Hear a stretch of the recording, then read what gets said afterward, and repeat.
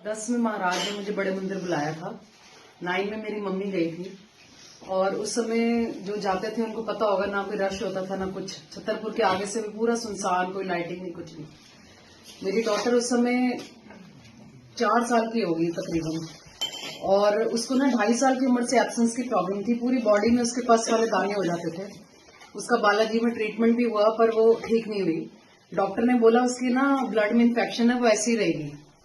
मैं बहुत परेशान थी। 2010 में जब महाराज ने मुझे बुलाया तो मैंने 7 बजे हम वहां पहुंचते थे, मतलब 6 बजे पहुंच जाते थे। गेट बंद रहता था, बाहर ही हम लोग सत्संग शेयरिंग करते थे। 7 बजे गेट खुलता था, 6:45 तक। तो 2 घंटे अंदर गुरबानी चलती थी। मेन हॉल में हम बैठे रहते थे। उसके बाद वही मंत्र जाप करके नीचे बेसमेंट में लंगर करने जाते थे।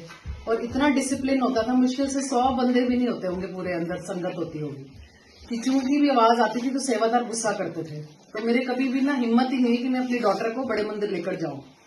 पूरे रास्ते में गुरुजी के सत्संग सुनती हुई जाती थी। पंजाबी बाग से, करोल बाग से मैं अपनी चाची को पिक करती, और एवरी सैटरडे गुरुजी ने हमारा डे फिक्स कर दिया था। मुझे मतलब ऐसा लगता था कि पता नहीं कोई मिरेकल ही सुन रही हूं, मेरे को कुछ समझ नहीं आता था।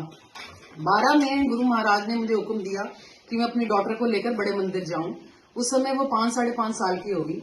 वो थर्सडे का डे था। पहली बारी मैंने अपनी हेल्पर को तैयार किया, उसका टिफिन तैयार किया। एब्सेंस के साथ साथ उसको एक प्रॉब्लम और थी, डाइजेशन की। पूरे रास्ते ना वो वॉमिटिंग्स करती हुई जाती थी जब हम लॉन्ग डिस्टेंस में जाते थे, उसकी ये भी प्रॉब्लम थी। जब हम बड़े मंदिर पहुंचे तो मैंने अपनी हेल्पर को बोला, इसको ध्यान रखना, बच्चा 5 साल का गुरबानी नहीं सुनता, ना वो टिकेगा 2 घंटे अंदर, और जरा भी शोर होगा तो डांट पड़ जाएगी। कहती ठीक है दीदी। जैसे ही 5 बजे वो 7 बजे एक ओंकार शुरू हुआ, वो बाहर उठ के चली गई। उसके बाद संगत जी क्या हुआ, मैंने देखा कि वो ना गुरु जी की गद्दी के पास आके बैठी हुई है 2 घंटे, जैसे किसी ने बाजू पकड़ के बिठा दिया था। पूरे 2 घंटे वो गुरबानी सुनता रहा बच्चा। मुझे ऐसा महसूस हुआ पहली बारी 2012 में, जैसे किसी ने ना मुझे टच किया और मेरे ऊपर इतनी फ्रेग्रेंस, और जैसे किसी का चोला टच करके जाता है आपकी बॉडी को, पूरी बॉडी में मेरी वाइब्रेशन वो फील हुई थी। मैं मतलब वो बोलने में नहीं बता सकती जो मेरे को फील हुआ उस समय ना। जैसे 9 बजे हम लोग नीचे गए बेसमेंट में लंगर करने। मैंने अपना टिफिन खोला डॉक्टर को खिलाने के लिए, तो एकदम सेवादार अंकल भागते हुए आए।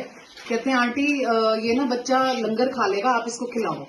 वही हुआ। महाराज के हुक्म से उसने हाफ चपाती प्रसाद, कड़ा प्रसाद के साथ खाया। उसके बाद पहले महाराज की ना बाहर पुरानी किचन होती थी बड़े मंदिर में, हम लोग वहां बैठे हुए थे। मुझे ना किसी अंकल से, अपने अंकल के लिए घड़ी चाहिए थी, वो सेवा कर रहे थे अंकल। मेरा सत्संग ना महाराज का यहाँ से स्टार्ट होता है।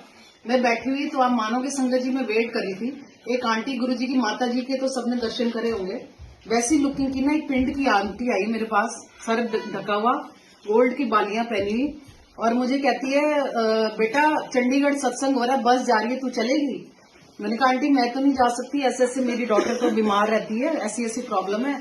कहती ले मैं तो मंदिर की दाई हैगी हाँ, दिखा मैनू अपनी कुड़ी, मैं तो लंदन अमेरिका पता नहीं कितने कितने हो आई हाँ। मैंने कहा दाई कौन है मंदिर में? इतने सालों से तुम, मतलब मैं 2 साल से तो मैं आ रही हूँ, दाई का तो मुझे कुछ पता ही नहीं। कहती दिखा तो सही अपनी कुड़ी। तो मैंने बताया ये मेरी डॉटर है। कहती तू इधर ही रह। वो मेरी डॉटर को लेकर संगत जी समाधि के पास चली गई, और मुझे मन में उल्टे सीधे ख्याल 15 मिनट 20 मिनट कि कोई अनजान आंटी मेरी डॉटर को लेकर कहाँ चली गई। संगत जी मैं वहां गई तो देखा वो अंधेरा था उस गली में, वो अकेली मेरी डॉटर आ रही। तो कह रही मम्मा उन्होंने मुझे ना जल सेवा करवाई। समाधि के सामने पहले जल सेवा होती थी मंदिर में, अब वो बंद कर दी गई है।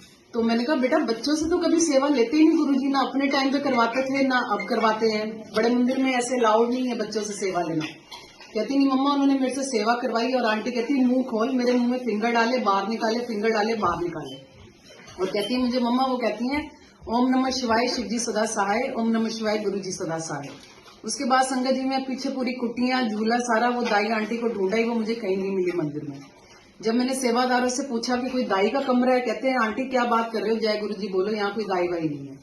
संगत जी जब मैं घर जाने लगी तो समाधि के कॉर्नर में ना वो आंटी फ्लावर्स लेकर खड़ी थी मेरी बेटी के लिए, और कहती है बोलो ओम नमः शिवाय शिव जी सदा सहाय, ओम नमः शिवाय गुरु जी सदा सहाय। और मेरी डॉटर मुझे कहते हैं मंदिर आते रहा करो, और उन्होंने गुरु जी के फूल दिए हमें। उसके बाद संगत जी मेरा हर हफ्ते महाराज मुझे बुलाते हैं, लेकिन वो आंटी मुझे आज तक कभी नजर नहीं आई 12 के बाद। और ना ही मेरी बेटी को कभी कोई प्रॉब्लम हुई दोबारा वो एब्सेंस की मुड़ के कभी नहीं आई, ना उसको कभी डाइजेशन प्रॉब्लम हुई। आज मेरी बेटी 18.5 साल की सिम्बोसिस में पढ़ रही है पुणे में। और गुरुजी अब मुझे जो उस समय चंडीगढ़ का बोला था, मुझे महाराज फैमिली समेत वहां शिफ्ट कर रहे हैं।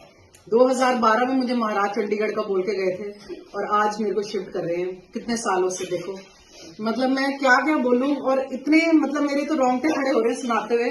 जैसे जैसे गुरुजी ने हमारे घर का काम करा, मैं आपको बता भी नहीं सकती वो कि कैसे कैसे महाराज ने करा। बहुत बड़ा सत्संग हो जाएगा। आंटी ने